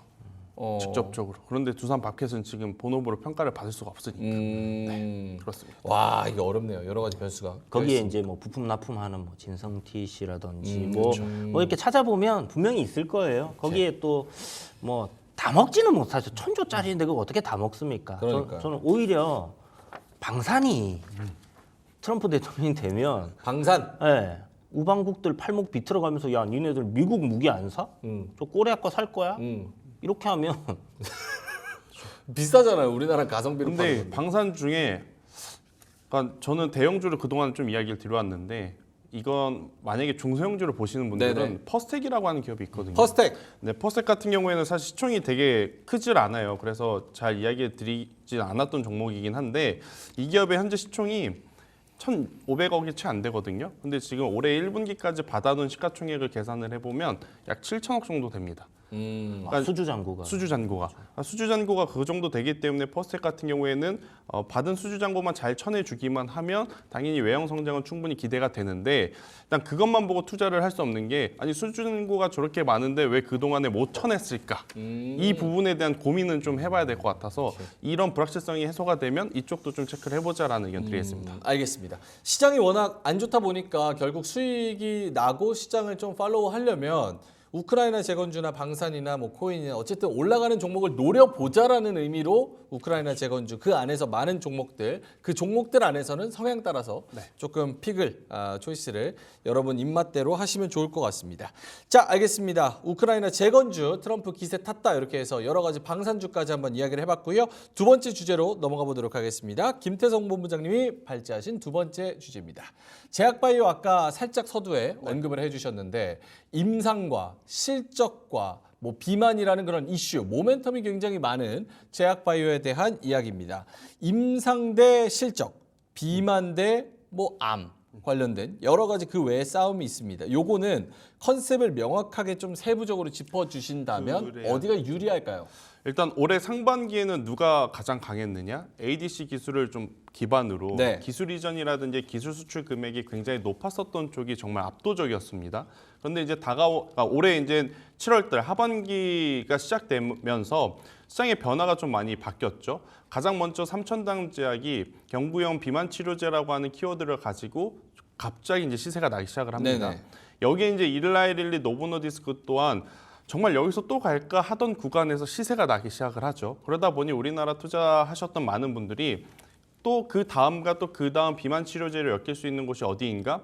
펩트론과 인벤티지랩을 넘어서 지난주 같은 경우에는 마이크로 니들 쪽 라파스라든지 신신제약처럼 개발을 검토하겠다라는 기업까지 주가를 며칠 만에 막 2배로 지금 뛰어 올리는 그러한 투심을 좀 보여주고 있는 상황이기 때문에 이쪽에 대한 관심도가 높긴 할 겁니다. 하지만 비만 당뇨 치료 쪽에서 우리나라에서 실질적으로 돈을 벌 수 있는 기업은 저는 개인적으로 아직까지는 한미와 펩트론 외에는 없다라고 생각이 들어서 이쪽에 대해서는 다소 좀 조심해야 되지 않을까라는 의견을 좀 말씀드리지만 대신에 지금 바이든이 되냐 트럼프가 되냐 우리가 여기에 굉장히 많이 집중을 하고 있잖아요. 그러면 둘 중에 누가 하나가 된다 했었을 때 수혜를 보는 쪽보다 둘 중에 누가 되던지 간에 두 당 중에 누가 되든지 간에 그래도 공통적으로 밀 수밖에 없는 쪽을 저는 관심을 갖는 게 지금 같은 시장에서는 리스크를 가장 최소화하면서 갈 수 있다 생각이 들어서 그 기준으로 보면 금리 인하에 대한 기조도 있고 미국이 지금 중국에 대한 바이오 산업을 타격을 하고 있어서 제약 바이오를 보는 게 맞다. 그래서 자료를 좀 보고 이야기를 한번 드려보면 네. 지금 이제 미국이 여러 가지 산업을 규제를 하려고 하는데 그 중에 하나가 바로 이제 CDMO, CMO 쪽에 대한 제약 바이오를 규제를 하는 건데 생물보안법 이제 연내 통과하게 되면 지금 미국에 상장되어 있는 우시바이오 같은 경우에는 실질적으로 영업을 할 수가 없는 상황에 처해져 있습니다. 그렇게 되면 우시바이오가 전체 글로벌 생산 중에 20% 정도를 가지고 있는데 이걸 누군가는 해야 되거든요. 그 누군가가 될 수 있는 기업을 이제 우리는 삼성 바이오로직스 혹은 바이넥사 같은 기업들로 이제 체크를 하는 것이고 네. 지금 트럼프가 이렇게 중국을 타격한다 그랬는데 이 민주당에서는 중국을 옹호하는 발언을 할 수는 없지 않습니까? 그렇기 때문에 저는 더하면 더했지 덜하지 않을 가능성이 높다라는 생각이 들어서 이쪽에 대해서 이제 관심을 한번 갖는 게 좋을 것 같고 또 우리나라 기업들이 이번에 이슈 때문이 아니라 기존에도 삼성 바이오로직스도 그렇고 롯데그룹도 그렇고 SK그룹도 그렇고 계속 CDMO에 대한 투자를 지속해왔던 상황이에요. 그런 상황에서 이렇게 어떻게 보면 참 딱 맞아 떨어지는 그런 뉴스가 나온 상황이기 때문에요. 저는 여러분들이 CDMO라든지 CMO 쪽을 한번 보시는 게 좋을 것 같고 혹은 제약 바이오를 우리가 매매하기 어려운 게 개인 투자자들 입장에서 매매하기 어려운 게 뭐가 있냐면 단어의 어려움 그런 것도 있지만 실적이 안 나오는 거였잖아요. 근데 실적이 나오는 기업은 저는 지금 구간에서 굉장히 좋은 피난처 혹은 대체 종목이 될 수 있다. 주도주를 대체할 만한 종목군이 될 수 있다라는 생각이 들어서 제약 바이오를 좀 보시는 게 맞지 않겠는가. 근데 CDMO 하면은 지금 저기 삼바도 나와 있지만 네. 사실 얘기는 많이 하고 뭐 무겁다 뭐 이런 얘기 하는데 네. 삼바만 해도 올해 예상되는 영업이익이 1조 2천억입니다. 근데 지금 시총이 60조가 넘어가요. 61조.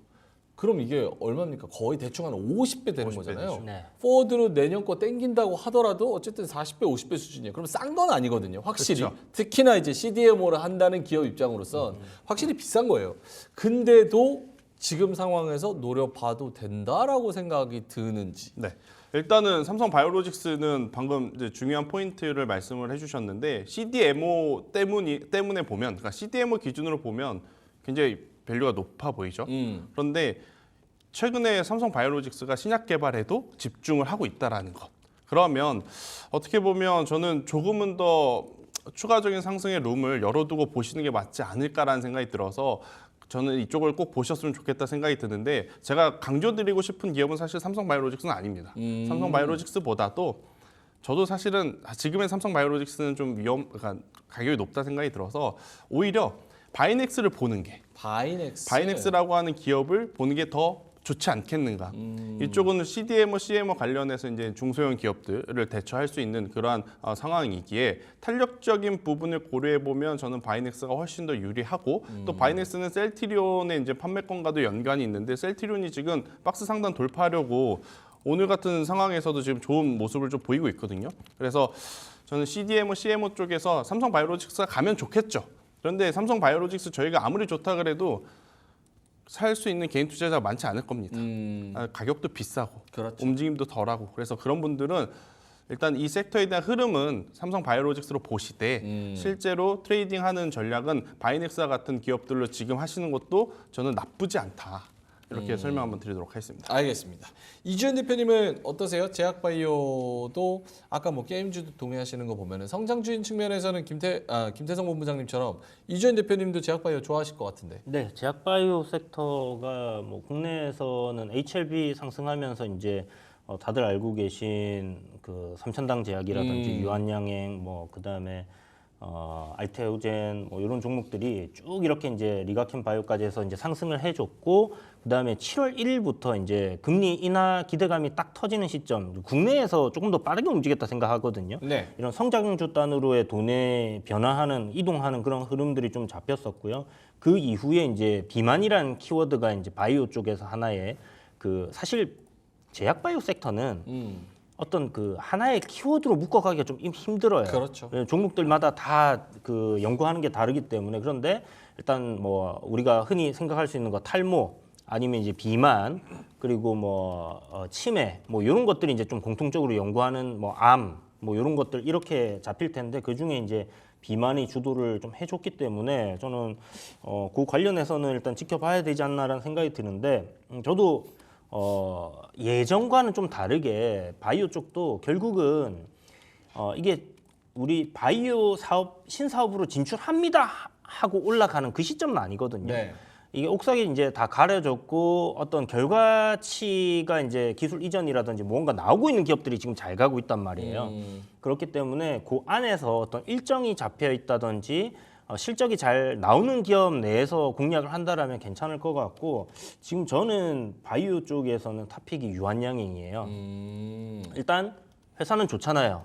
뭐 아시다시피 매년 그 연말 되면 배당으로 그 주식을 주죠. 네. 예, 그리고 이 기업의 실적 흑자가 나고 있는 회사입니다. 그런데 요번에 이제 8월에 유한양행은 보게 되면 그 요번에 뭐 병용요법 관련해 가지고 8월 22일인가 아마 그럴 거예요. 네. 유한양행에 그 일정이 이제 잡혀 있습니다. 요때 미국 FDA랑 유럽 의약품청에서 레이저 티닙이랑 뭐 아미반타맙 요 병용요법에 대해서 허가가 나는 그 일정이 잡혀 있어요. 그래서 우리 그 HLB에서도 뭐 그 허가 나는 시점까지 주가가 강하게 달렸던 그런 흐름을 보셨다시피 어떤 일정이 잡혀 있는 기업들 같은 경우는 그 시기가 이제 다가오기 전 그 기간 안에 어떤 시세를 좀 크게 내는 경우들이 있습니다. 그래서 일단 유한양행이 뭐 말씀하셨던 것처럼 섹터 전반적으로 좋은 상황에 흑자 기업이고 거기에 어떤 새로운 그 의약품에 대한 기대감 뭐 이런 것들이 있기 때문에 뭐 트레이딩 관점으로는 계속 이 종목을 좀 노려보시는 게 좋지 않나. 알겠습니다. 두 분 다 오늘 컨셉을 보니까 떨어지는 시장에서 무언가 반도체나 실적 나오는 그런 종목을 줍기보다는 네. 우크라이나 재건주, 방산 혹은 이런 제약바이오처럼 뭔가 모멘텀이 있고 성장 측면에서 시장이 쉬어도 갈 수 있는 그런 종목을 노리자라는 게 컨셉인 것 같습니다. 알겠습니다. 김태성 본부장님의 모멘텀 많은 제약바이오 이야기를 좀 해봤고요. 두 분 다 여러 가지 종목에 대한 이야기까지 해주셨으니까 잘 공부를 해보시고 픽업을 하시면 좋을 것 같습니다. 자, 그러면 마지막으로 요거는 짧게 한번 가보겠습니다. 세 번째 주제 가보죠. 보안 관련해가지고 사실 이게 지금 트럼프랑 뭐 총 맞고 무슨 뭐 후보 사퇴하고 이러느라 묻혔는데 마이크로소프트 윈도우 또 이거 먹통되면서 IT 대란 사태가 일어났습니다. 전 세계적인 이슈였고 클라우드랑 보안주가 주목이 된다 이렇게 기사들이 나오고 있습니다. 마이크로소프트 윈도우 기기 850만 대 영향 이거보다 더 많은 것 같은데 뭐 공항에서도 그렇고 항공기에서도 그렇고 여러 가지가 좀 먹통이 된 그런 상황에서 오늘 또 우리나라 보안 관련주가 잘 갑니다. 그래서 SGA 솔루션스 23%, 모니터랩, 지니언스, 센스랩, 라운시큐어 5%에서 17%까지 오르는데 요거는 노려봄직하다라고 생각하시는 분 손 한번 들어주시겠어요? 드실 거면 드시고 쩝을 하시면서 드시면 누가 사겠습니까? 아닙니다. 제가 종목을 정했습니다. 이렇게 하시면 종목을 고민을 했어요. 네. 잠깐 고민했어요. 잠깐 어차피 고민했으니까. 손 들면 종목 이야기 왜또 시킬 늦게 거잖아요. 드십니까? 들 거면 빨리빨리 드셔야죠. 이제 약간 고민하시는 고민했습니다. 알겠습니다. 쩝 한번 고민 한번 이렇게 해서 두 분 다 어쨌든 드시겠죠? 저는 안 들었어요. 안 드셨어요 결국은? 아까 들은 것 같아. 왜 또 기침을 또 하세요? 어디 아프세요? 네, 아닙니다. 알겠습니다. 저는 안 그럼 김태성 본부장님이 드셨으니까 왜 고민을 하셨는지까지도 같이 설명을 해주시면 좋을 것 같습니다. 일단 보안이 필요하다는 건 우리가 사실 수년 전부터 계속 이야기를 그럼요, 해왔잖아요. 근데 우리나라 같은 경우에는 하드웨어의 나라이기 때문에 사실 소프트웨어 기업들이 돈을 크게 벌 수 있는 기반이 잘 마련이 되어 있지 않아요. 그래서 보안주를 하실 거라면 실질적으로는 미국 시장에 가서 보안주를 하시는 게 맞다. 우리나라가 올해 2분기에 막 냉각 관련했을 때도 제가 다른 기업들보다 버티볼딩스, 그러니까 미국 기업 가서 하는 게 맞다라고 좀 이야기를 드렸었는데 일단 가만히 좀 생각을 해보니까 요새 무인 점포도 굉장히 많아지고 있고 올해 이제 갤럭시에 AI가 탑재가 되면서 모바일도 굉장히 많이 지금 팔리고 또 아이폰도 지금 AI 탑재되면서 판매량에 대한 기대 굉장히 높잖아요. 그런 상황에서 실질적으로 수혜를 볼 수 있는 기업이라면 저는 해도 괜찮다. 그런데 아까 재건과 마찬가지로 지금 보안도 실적이 진짜 안 좋은 기업들이 너무 많아요. 그래서 고민을 했던 건데 그 중에 저는 라운시큐어라는 기업과 슈프리마라고 하는 기업은 슈프리마. 네, 지금 봐도 괜찮다. 그러니까 라운시큐어는 전체적으로 우리나라 이제 보안 산업에서는 가장 그래도 기술력이 높고 성과를 내고 있는 기업. 슈프리마는 갤럭시 시리즈에 이미 지문 인식 프로그램을 이제 탑재를 한 그런 기업이라서 이 두 기업은 괜찮다라고 보지만 다른 기업들은 사실은 짧게 좀 대응을 하시거나 변동성이 나왔을 때 유연하게 좀 대처하실 수 있는 분들에게 좋고 그렇지 못하신 분들은 이 두 기업을 오늘 보자라기보다는요. 일정 구간 이평선을 좀 돌파해주는 시세가 나오면 그때 한번 봤으면 좋겠다라는 의견을 드리겠습니다. 알겠습니다. 슈프리마 그리고 뭐 라운시큐어 등등 보안 관련주들을 굳이 볼 거면 그쪽으로 말씀을 해주셨습니다. 코멘트 없죠? 보안주는 딱 저는 하나밖에 없는 것 같아요. 하나. 길게 보면 무조건 수익 날 수 있는 뭐죠? 안랩입니다. 안랩. 알겠습니다. 뭐 시간은 다가오니까요. 시간 다가옵니까? 이것도 사실은 좀 해묵은 거라서. 근데 핫할 때도 핫했는데. 눈높이를 조금 낮추시면 네. 항상 그 시간이 다가올 시간이 때마다 다가오고. 주더라고요. 그 디테일은 TV조선 가서 하시면 될 것 같고요. 네, 알겠습니다. 자, 안랩. 보안 관련해서 뭐 안랩이나 뭐 라운시큐어나 이런 종목들 또 올라가는 종목들이 있으니까 그런 거를 잘 살펴보시면 좋을 것 같습니다. 자, 알겠습니다. 그러면은 마지막으로 오후장 공략주 한번 알아보면서 마무리를 할 텐데요. 이미 벌써 두 분이 언급을 해주신 그 내용 안에 있습니다. 그래서 김태성 본부장님은 SK 바이오팜 그리고 이주영 대표님은 HD 현대건설기계 이렇게 말씀을 해주셨는데 한 1, 2분씩 드릴 수 있을 것 같거든요. 그래서 추가적으로 디테일만 한두 개 하고 가격 전략까지 이주영 대표님부터 먼저 하실까요? 네, 한강비. 지금 뭐 시장에서 트럼프 트레이드 계속해서 유효한 상황이고요. 장이 좀 안 좋은 상황에서는 이쪽 계속 부각이 될 것 같습니다. 장이 좋아질 때도 일단 실적에 기반을 두고 있는 기업이 HD 현대건설 기계라고 보시면 좋을 것 같고요. 뭐 1,000조짜리 시장 우크라이나 재건 관련해서 이런 그 굴착기라든지 굴삭기라든지 뭐 이런 관련된 중장비들은 당연히 수혜를 입을 수밖에 없는 그런 기업이다라고 보시면 좋을 것 같고 기술적으로도 지금 박스권을 딱 돌파해 놓은 그런 위치에 놓여 있기 때문에 매수가가 제가 오전에 이제 드릴 때보다 좀 많이 올라왔습니다. 지금 뭐 63,000원인데 좀 분할로 추격 매수가 될 수도 있겠지만 분할로 좀 접근하신다 생각하시고 또 내릴 때 또 조금 더 산다 생각하셔서 그렇게 접근하신다면 나쁘지 않을 것 같고요. 목표가는 이 실적이 좋은데 비해서 그동안 못 올랐던 거 이런 네네. 거를 좀 반영을 해서 본다라면 한 74,000원 정도까지는 충분히 추가 상승이 나올 가능성이 높지 않나 이렇게 보고 있고요. 손절가는 57,900원 정도. 그래서 손익비가 굉장히 괜찮은 구간이다 이런 생각이 듭니다. 제가 이런 종목 좋아해요. 실적도 나오면서 어느 정도 이슈도 타는 모멘텀도 있으면서 실체도 좀 있고 네. 중형주 중심으로 한 1조 2천억 정도 하는 이런 종목들 알겠습니다. HD 현대건설기계 최근에 이제 7월 동안의 흐름이 굉장히 좋았습니다. 52,000원에서 66,000원까지 올랐었고 지금은 살짝 쉬고 있는데 62,800원에서 목표가는 74,000원까지 한번 보면 좋을 것 같다 이렇게 말씀을 해주셨습니다.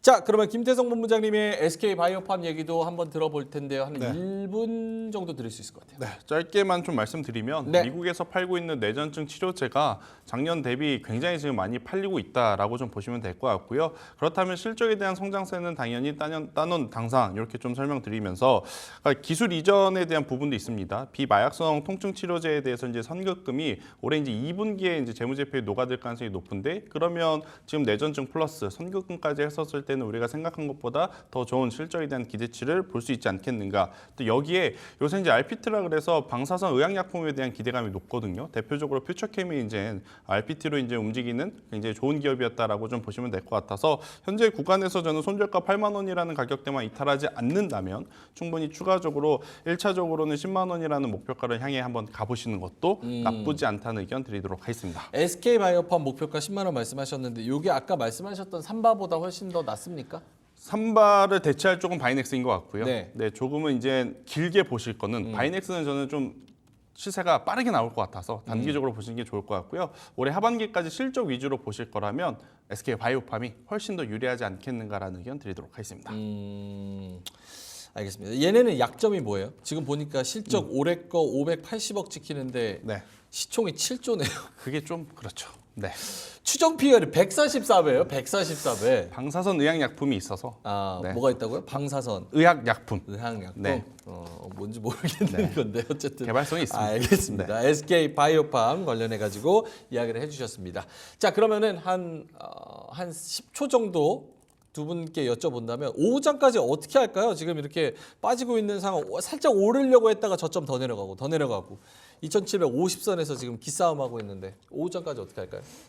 여기 오늘 저점이 2,752포인트. 아마 이 저점은 좀 지켜내지 않겠나. 여긴 지켜낼 것이다. 추가적인 뭐 하방은 그렇게 크게 남아있지 않은 상황이기 때문에 뭐 너무 크게 걱정하실 필요는 없을 것 같은데 다만 이제 종목들이 반등을 강하게 해주진 않을 것 같아요. 그래서 오늘 뭐 현재 지금 강한 종목들 단, 강한 섹터들 단에서의 움직임들 나올 것 같고요. 네. 한 1시쯤 해서 뭔가 또 새롭게 만들어지는 테마들이 있는가 지켜보시면 좋을 것 같습니다. 알겠습니다.